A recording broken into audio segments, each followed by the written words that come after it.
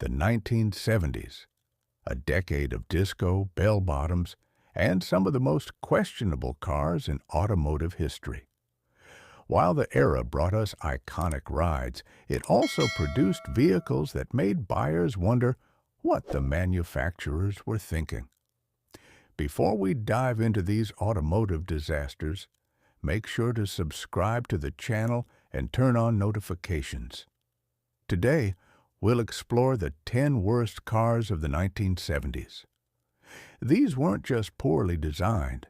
They were combinations of bad engineering, unlucky timing, and misguided styling choices that turned them into unforgettable failures. Starting at number 10, the Chevrolet Vega, 1971 to 1980. GM launched the Vega to compete with growing imports. On paper, it looked promising, but in reality, it became a notorious failure. Its 2.3-liter inline-4 made 90 horsepower, but the real issue was the aluminum engine block with silicon-treated cylinder walls. This innovative design wasn't ready for mass production, and engines overheated, warping cylinders, burning oil, and often failing before 50,000 miles. Rust also appeared quickly, and owners were left with constant mechanical headaches. Number 9. The AMC Pacer, 1975 to 1980. AMC tried something bold, creating a wide compact with enormous glass areas. While visibility was excellent, the massive greenhouse effect made early models unbearably hot inside. The 3.8-liter inline-6 produced only 100 horsepower, and with the car weighing over 3,000 pounds, 0 to 60 miles per hour took nearly 14 seconds. Fuel economy was poor, hovering around 16 miles per gallon. The Pacer looked unique, but its quirks came at a serious cost. Coming in at number 8, the Cosworth Vega, 1975 to 1976. This version of the Vega featured a 2.0-liter DOHC engine with electronic fuel injection, producing 110 horsepower, a respectable number for a four-cylinder at the time. But everything else failed to impress.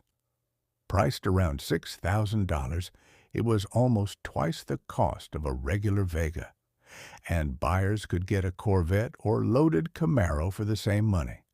Its performance was underwhelming, weighing 2,600 pounds, and 0 to 60 miles per hour took about 10 seconds. Despite the fancy engine, the car couldn't shake its Vega reputation for rust and mechanical problems. Number 7. The Ford Mustang II, 1974 to 1978. Once an American performance icon, the Mustang had shrunk and lost its punch. Built on the Pinto platform, the standard 2.3-liter four-cylinder produced only 88 horsepower. Even the optional V6 barely reached 105 horsepower, and the V8 was detuned to just 140 horsepower. Acceleration was sluggish. 0 to 60 miles per hour in the four-cylinder took 15 seconds. The Mustang II tried to adapt to the energy crisis, but it left enthusiasts disappointed. Number 6. The Ford Pinto, 1971 to 1976. Known for its tragic safety flaw, the Pinto was a compact, inexpensive car with a 2.0-liter four-cylinder making 75 horsepower. But the rear-mounted fuel tank was poorly protected. Rear collisions could rupture the tank, causing fires. Despite initial popularity, this design flaw made the Pinto infamous, and its reputation remains tied to corporate negligence. Number 5. The Chevrolet Chevette, 1976 to 1979. The Chevette's 1.4-liter engine made just 52 horsepower, and later 1.6-liter engines only slightly improved output. With sluggish acceleration, 0 to 60 miles per hour in nearly 20 seconds, and poor passing ability, it was painfully slow. The interior was cheap, with vinyl seats and minimal sound insulation.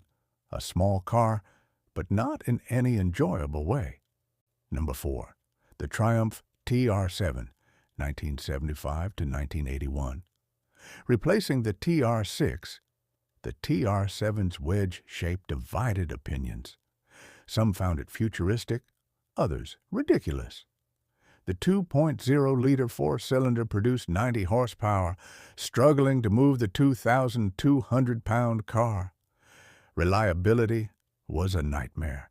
Lucas Electronics failed constantly, from headlights to gauges. Water leaks and rust were also major problems. Number 3. The Chrysler LeBaron, 1978 to 1979. Built on an old R-body platform, the LeBaron had outdated body-on-frame construction. Engines were underpowered due to emissions equipment, with the V8 making just 140 to 170 horsepower. Poor build quality, misaligned panels, and electrical issues made ownership frustrating. Fuel economy was terrible, around 13 miles per gallon city. Number 2. The Chevrolet Vega Comeback, 1971 to 1973. The Vega wagon added weight to an already underpowered car. The 2.3-liter engine struggled, and 0 to 60 miles per hour took nearly 15 seconds. Rust spread quickly, worsened by leaks and road salt. The wagon turned existing Vega problems into something worse.